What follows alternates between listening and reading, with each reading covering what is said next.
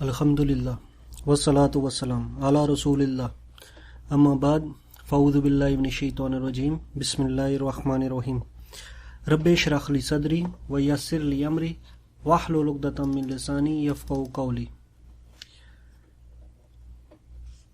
ابھی ہماری گفتگو کا موضوع ہے کتاب الفضائل، قرآن مجید پڑھنے کی فضیلت کا بیان۔ حضرت ابو امامہ رضی اللہ تعالیٰ عنہ بیان کرتے ہیں کہ میں نے رسول اللہ صلی اللہ علیہ وسلم کو فرماتے ہوئے سنا، قرآن کثرت سے پڑھا کرو، اس لیے قیامت والے دن یہ اپنے پڑھنے والے ساتھیوں کے لیے سفارش بن کر آئے گا۔ یہ حدیث صحیح مسلم میں آئی ہے۔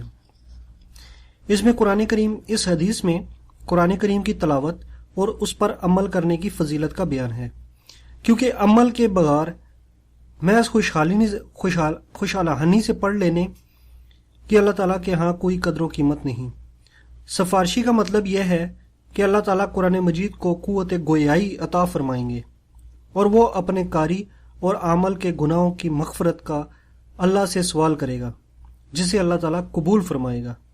جیسا کہ ایک دوسری روایت میں ہے، حضرت نواس بن سمعان رضی اللہ تعالیٰ عنہ سے روایت ہے کہ میں نے رسول اللہ صلی اللہ علیہ وسلم کو فرماتے ہوئے سنا، قیامت والے دن قرآن کو اور ان لوگوں کو جو دنیا میں اس پر عمل کرتے تھے بارگاہ الہی میں پیش کیا جائے گا۔ سورہ بقرہ اور سورہ آل عمران ان کے آگے آگے ہوں گی اور اپنے پڑھنے والوں کی طرف سے جھگڑا کریں گی۔ رواہ مسلم۔ بارگاہ الہی میں قرآن کریم اور خاص طور پر مذکورہ صورتیں اپنے پڑھنے والے اور ان پر عمل کرنے والے کے لیے سفارش کریں گی اور رب تعالیٰ سے اصرار و تکرار کر کے ان کی مغفرت کروائیں گی۔ حضرت عثمان بن عفان رضی اللہ تعالیٰ عنہ سے روایت ہے، رسول اللہ صلی اللہ علیہ وسلم نے فرمایا، تم میں سے بہتر وہ شخص ہے جو قرآن سیکھے اور سکھلائے۔ رواہ البخاری۔ اس حدیث میں قرآن کریم کی تعلیم و تعلم یعنی خود سیکھنے اور دوسروں کو اللہ کی رضا کے لیے سکھلانے کی فضیلت ہے۔ عصر حاضر میں قرآن مجید اور دینی تعلیم حاصل کرنے والے اکثر و بیشتر ان خاندانوں کے بچے ہوتے ہیں جو مالی طور پر کمزور ہوتے ہیں، اور کئی لوگ ان طلباء کو حقارت کی نظر سے دیکھتے ہیں۔ اس حدیث میں ایسے لوگوں کے لیے تنبیہ ہے، یہ قرآن پڑھنے والے سب سے افضل لوگ ہیں۔ دینی تعلیم سے وابستہ علماء اور طلباء کو بھی اپنی قدر و منزلت پہچاننی چاہیے، خودداری اور وقار کے ساتھ رہتے ہوئے اپنی ضرورتیں اللہ تعالیٰ کے سامنے پیش کرنی چاہیے۔ حضرت عائشہ رضی اللہ تعالیٰ عنہ سے روایت ہے، رسول اللہ صلی اللہ علیہ وسلم نے فرمایا، جو شخص قرآن پڑھتا ہے اور صحت کے ساتھ قرآن مجید پڑھنے میں ماہر ہے تو وہ قیامت والے دن بزرگ نیکوکار فرشتوں کے ساتھ ہوگا، اور جو قرآن اٹک اٹک کر پڑھتا ہے اور اس کے پڑھنے میں اسے مشقت ہوتی ہے اس کے لیے دگنا اجر ہے۔ رواہ البخاری المسلم۔ ماہر سے مراد قرآن مجید کا حافظ اور تجوید حسن سوچ سے پڑھنے والا ہے، جیسا کہ امام بخاری رحمہ اللہ کی بیان کردہ روایت کے الفاظ اور ان کی تقویت سے واضح ہے۔ دوسرا وہ شخص جو حافظ نہیں ہے، تجوید و حسن و صوت سے بھی بیروار نہیں ہے، اس لیے قرآن فصاحت و روانی سے نہیں پڑھ سکتا، لیکن اس کے باوجود ذوق و شوق سے اٹک اٹک کر پڑھتا ہے اور پڑھنے میں جو مشقت ہوتی ہے اسے برداشت کرتا ہے، اور اس مشقت کی وجہ سے اسے دگنا اجر ملے گا۔ حضرت ابو موسیٰ اشعری رضی اللہ تعالیٰ عنہ سے روایت ہے کہ رسول اللہ صلی اللہ علیہ وسلم نے فرمایا، اس مومن کی مثال جو قرآن مجید پڑھتا ہے نارنگی یا سیب کی سی ہے کہ اس کی خوشبو بھی اچھی ہے اور ذائقہ بھی، اور اس مومن کی مثال جو قرآن نہیں پڑھتا کھجور کی سی ہے کہ اس کی خوشبو نہیں لیکن ذائقہ میٹھا ہے، اور اس منافق کی مثال جو قرآن پڑھتا ہے خوشبودار پودے جیسے نازبو یا یاسمین وغیرہ کی طرح ہے، جس کی خوشبو اچھی ہے لیکن ذائقہ تلخ ہے یعنی کڑوا ہے، اور اس منافق کی مثال جو قرآن نہیں پڑھتا اندرائن یعنی تمے کی طرح ہے جس کی خوشبو بھی نہیں اور اس کا ذائقہ بھی کڑوا ہے۔ رواہ الشیخین۔ اس کا مطلب یہ ہے قرآن کا حافظ اور اس پر عمل کرنے والا مومن تو خوش رنگ اور خوش ذائقہ پھل کی مانند عند اللہ بھی مقبول ہے اور لوگوں میں بھی اس کی عزت ہے، اور جو مومن حافظ قرآن نہیں تاہم قرآن کا عمل ہے، اللہ کے ہاں اور لوگوں کی نظروں میں بھی یہ اچھا ہے۔ اور جو قرآن پڑھنے والا منافق کا ظاہر اچھا ہے لیکن باطن گندا اور تاریک ہے، اور اس کے آخر میں منافق کا ذکر ہے جو قرآن نہیں پڑھتا، اس کا ظاہر و باطن ناپاک ہے۔ اس میں عاملین قرآن کے لیے یہ واضح ہے کہ ان کا اخلاق اچھا ہونا چاہیے، ان کا کردار خوش ذائقہ پھل کی طرح ہونا چاہیے جو اپنے کاٹنے والے کو بھی برابر مزہ دیتا ہے۔ حضرت عمر بن خطاب رضی اللہ تعالیٰ عنہ سے روایت ہے، نبی کریم صلی اللہ علیہ وسلم نے فرمایا، اللہ تعالیٰ اس کتاب یعنی قرآن مجید کی وجہ سے بہت سے لوگوں کو سرفراز فرمائے گا اور اس کی وجہ سے دوسروں کو ذلیل کرے گا۔ رواہ المسلم۔ حضرت ابن عمر رضی اللہ تعالیٰ عنہ سے روایت ہے کہ نبی کریم صلی اللہ علیہ وسلم نے فرمایا، صرف دو آدمیوں پر رشک کرنا جائز ہے، ایک وہ آدمی جسے اللہ نے قرآن عطا کیا، چنانچہ وہ اس کے ساتھ رات اور دن کی گھڑیوں میں قیام کرتا ہے، یعنی اللہ تعالیٰ کی عبادت کرتا ہے، اور دوسرا وہ آدمی جسے اللہ نے مال و دولت سے نوازا اور وہ اسے اللہ کی راہ میں رات اور دن کی گھڑیوں میں خرچ کرتا ہے۔ رواہ الشیخین۔ حضرت براء بن عازب رضی اللہ تعالیٰ عنہ سے روایت ہے کہ ایک شخص سورہ کاف پڑھ رہا تھا، اس کے پاس یہ ایک گھوڑا 2 رسیوں سے بندھا ہوا تھا۔ اس شخص کو ایک بادل نے ڈانپ لیا، وہ بادل اس کے قریب ہوتا تھا اور اس کا گھوڑا بادل کو دیکھ کر اچھلنے کودنے لگتا۔ جب صبح ہوئی تو وہ آدمی نبی کریم صلی اللہ علیہ وسلم کے پاس آیا اور آپ سے اس واقعے کا ذکر کیا۔ آپ صلی اللہ علیہ وسلم نے فرمایا، یہ سکینت تھی جو قرآن کی وجہ سے تجھ پر نازل ہوئی۔ رواہ الشیخین۔ حضرت ابن مسعود رضی اللہ تعالیٰ عنہ سے روایت ہے، رسول اللہ صلی اللہ علیہ وسلم کا فرمان، جس شخص نے اللہ کی کتاب یعنی قرآن مجید کا ایک حرف پڑھا اس کے لیے 1 نیکی ہے اور 1 نیکی 10 نیکیوں کے برابر ہے۔ میں نہیں کہتا الف لام میم 1 حرف ہے، بلکہ الف 1 حرف ہے، لام 1 حرف ہے اور میم 1 حرف ہے۔ یہ 3 حرفوں سے مرکب ہے اور 10 کے ساتھ 3 کو ضرب لگائیں تو 30 نیکیاں اس کو ملیں گی۔ اس امام ترمذی نے روایت کیا اور کہا اس کی سند حسن سے ہی ہے۔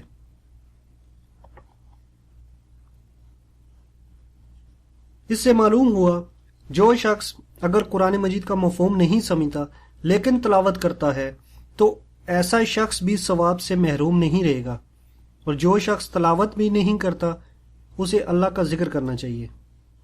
حضرت ابن عباس رضی اللہ تعالیٰ عنہما سے روایت ہے کہ رسول اللہ صلی اللہ علیہ وسلم نے فرمایا، بے شک وہ شخص جس کے دل میں قرآن کا کچھ حصہ یاد نہ ہو ویران گھر کی طرح ہے۔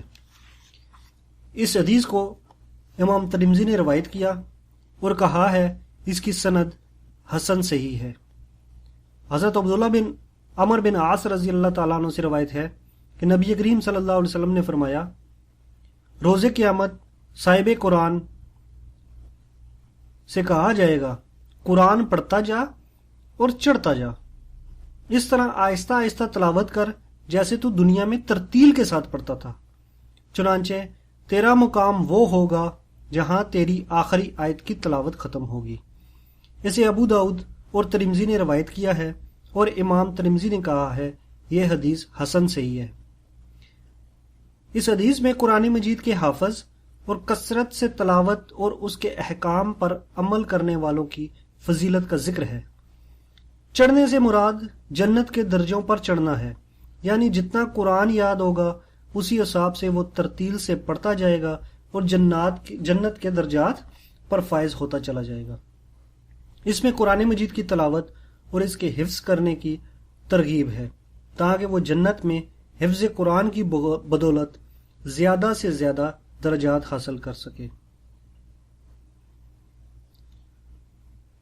اللہ تعالی ہم سب کو بھی ان میں شامل فرمائے۔ قرآن مجید کی دیکھ بھال کرنے کا حکم اور اس کو بھلا دینے سے ڈرانے کا بیان۔ حضرت ابو موسیٰ رضی اللہ تعالیٰ عنہ سے روایت ہے، نبی کریم صلی اللہ علیہ وسلم نے فرمایا، اس قرآن کی حفاظت کرو، قسم ہے اس ذات کی جس کے ہاتھ میں محمد صلی اللہ علیہ وسلم کی جان ہے، یہ قرآن سینوں سے نکل جانے میں اس اونٹ سے بھی زیادہ تیز ہے جو رسی میں بندھا ہوا ہو۔ رواہ الشیخین۔ اس حدیث کا مقصد ہے قرآن مجید کی حفاظت اور دیکھ بھال کا مطلب یہ ہے کہ پابندی سے اس کی تلاوت کی جائے، ورنہ غفلت کی صورت میں انسان اسے اتنی تیزی سے بھولتا ہے، اتنی تیزی سے اونٹ بھی رسی توڑا کر نہیں بھاگتا۔ یہ تیزی سے بھول جانے میں تشبیہ ہے۔ حضرت ابن عمر رضی اللہ عنہما سے روایت ہے، رسول اللہ صلی اللہ علیہ وسلم نے فرمایا، حافظ قرآن کی مثال رسی سے بندھے ہوئے اونٹ کی طرح ہے۔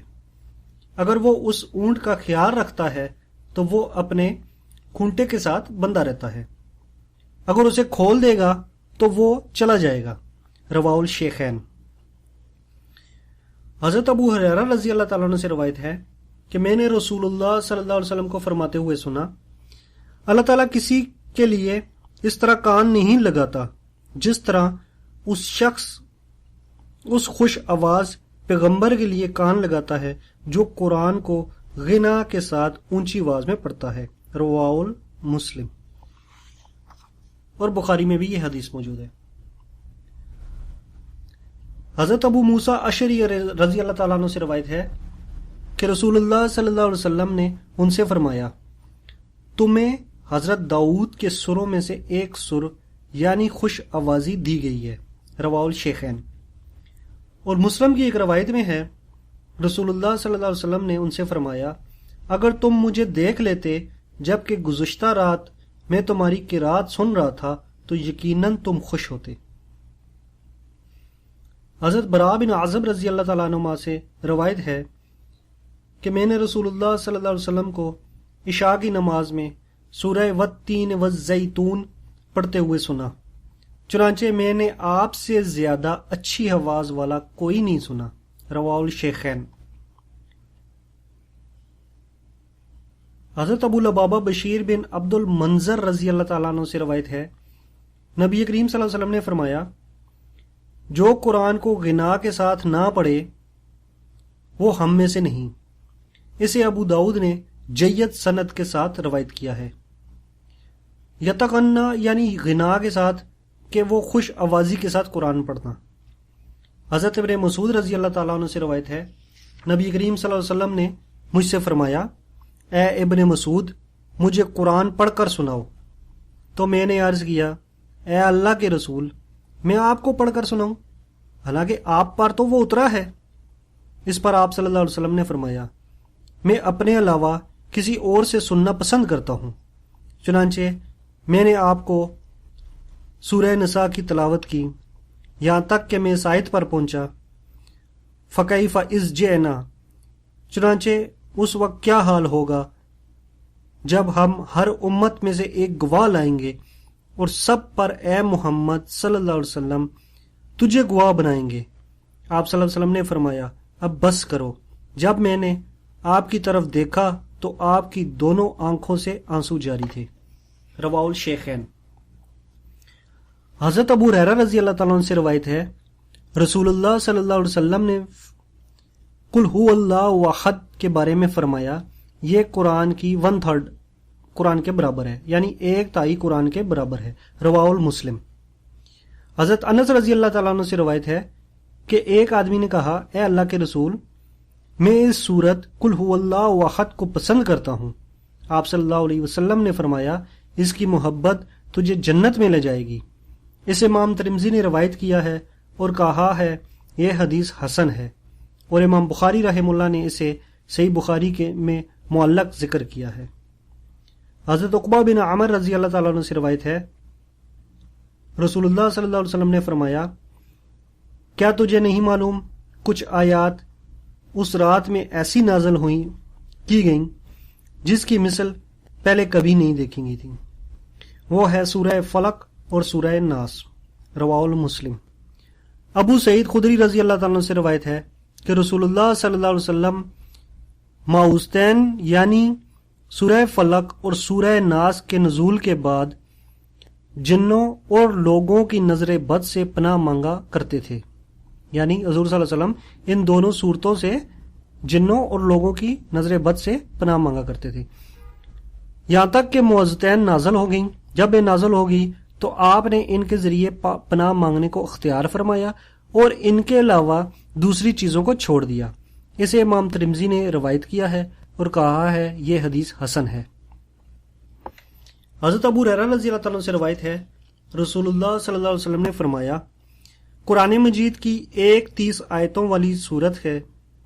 قرآن مجید کی ایک 30 آیتوں والی سورت ایسی ہے جس نے ایک آدمی کی اللہ کے ہاں سفارش کی یہاں تک کہ اس کی بخشش کر دی گئی، اور وہ سورت ہے تبارک الذی بیدہ الملک. اور اس روایت کو امام ابو داؤد اور ترمذی نے روایت کیا ہے اور ترمذی نے کہا ہے یہ حدیث حسن ہے. اور ابو داؤد کی ایک روایت میں بھی یہ موجود ہے. حضرت ابو مسعود بدری رضی اللہ تعالیٰ عنہ سے روایت ہے نبی کریم صلی اللہ علیہ وسلم نے فرمایا جس نے رات کو سورہ بقرہ کی آخری 2 آیتیں پڑھیں وہ اس کو کافی ہو جائیں گی. رواہ الشیخین.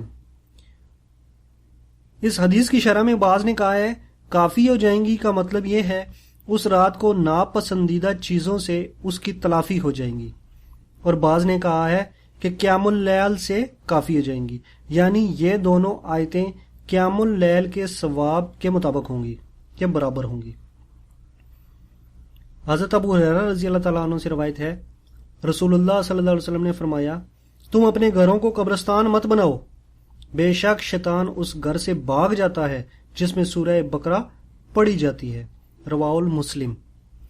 حضرت ابی بن کعب رضی اللہ تعالیٰ عنہ سے روایت ہے کہ رسول اللہ صلی اللہ علیہ وسلم نے فرمایا اے ابو منظر کیا تو جانتا ہے تیرے پاس کتاب اللہ کی سب سے بڑی آیت کون سی ہے، یعنی تیرے سینے میں محفوظ ہے.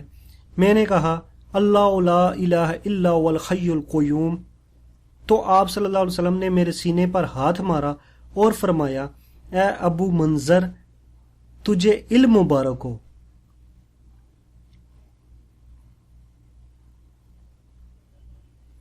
اللہ پاک ہم کو بھی باقاعدگی سے قرآن مجید کی تلاوت کرنے اور اس کا سمجھ کر پڑھنے کی توفیق عطا فرمائے اور اس کے مطابق عمل کی توفیق نصیب فرمائے اور ہمارے لیے عمل آسان فرمائے.